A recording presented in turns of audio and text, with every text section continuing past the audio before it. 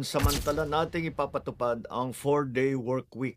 Sa susunod na linggo, inaasahan ang pagtaas ng presyo ng petrolyo. Tanong ng maraming Pilipino ngayon, ano ang gagawin ng pamahalaan? Ang DFA, DMW at OWA ay patuloy na nakikipag-ugnayan sa inyo upang ang Pilipinas at ang buong mundo ay kasalukuyang nakakaranas ng epekto ng giyera sa gitnang silangan. Kapag may kaguluhan sa rehiyong iyon, gumagalaw ang presyo ng langis, gumagalaw ang presyo ng kuryente, gumagalaw ang presyo ng lahat ng bilihin. Dahil sa kaguluhang ito, naapektuhan ang pagdaan ng mga barkong nagdadala ng langis sa Strait of Hormuz, isa sa pinakamahalagang daanan ng langis sa buong mundo. Kapag nagkaroon ng problema sa daanang ito, naapektuhan ang supply ng langis at tumataas ang presyo nito sa buong mundo, hindi lamang dito sa Pilipinas.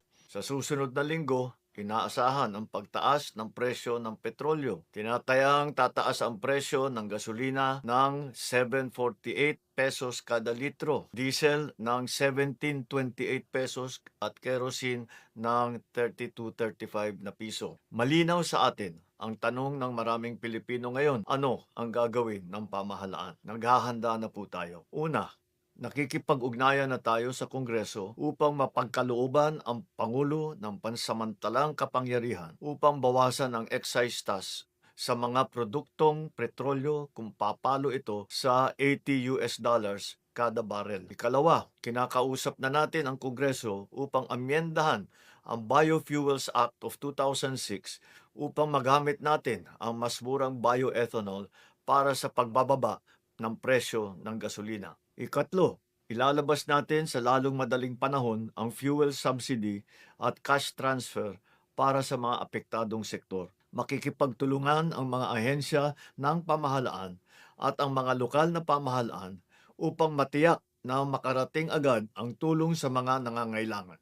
Kasabay nito, patuloy na minomonitor ng pamahalaan ang presyo ng mga bilihin sa mga pamilihan upang matiyak na walang mananamantala sa sitwasyon na ito. Nakikiusap ako sa ating mga negosyante at mga trader, huwag ninyo sanang samantalahan ang sitwasyong ito. Pinapaalala ko sa lahat na ang hoarding at ang profiteering ay labag sa batas. Para naman sa bahagi ng pamahalaan, simula sa Lunes, 9 ng Marso, pansamantala nating ipapatupad ang 4-day work week sa ilang tanggapan ng ehekutibo. Hindi kabilang dito ang mga nagbibigay ng emergency o pangunahing serbisyo gaya ng mga pulis, bumbero at mga tanggapan na nagbibigay ng frontline services sa publiko. Bukod pa rito, inaatasan ko ang lahat ng ahensya ng ating pamahalaan na magtipid at magbawas ng 10 hanggang 20% sa konsumo ng kuryente at gastos sa petrolyo. Pansamantala ring ipinagbabawal ang mga biyahe at aktibidad ng pamahalaan na hindi naman kinakailangan gaya ng mga study tour, team building activities o mga meeting na maaari namang gawing online. Para naman po sa ating mga kababayan na kasalukuyang nasa mga bansa sa gitnang silangan, ang DFA, DMW at OWA ay patuloy na nakikipag-ugnayan sa inyo upang mag-monitor sa inyong mga kalagayan. Nasimulan na po ang paglikas ng mga Pilipino na nais magpa-repatriate.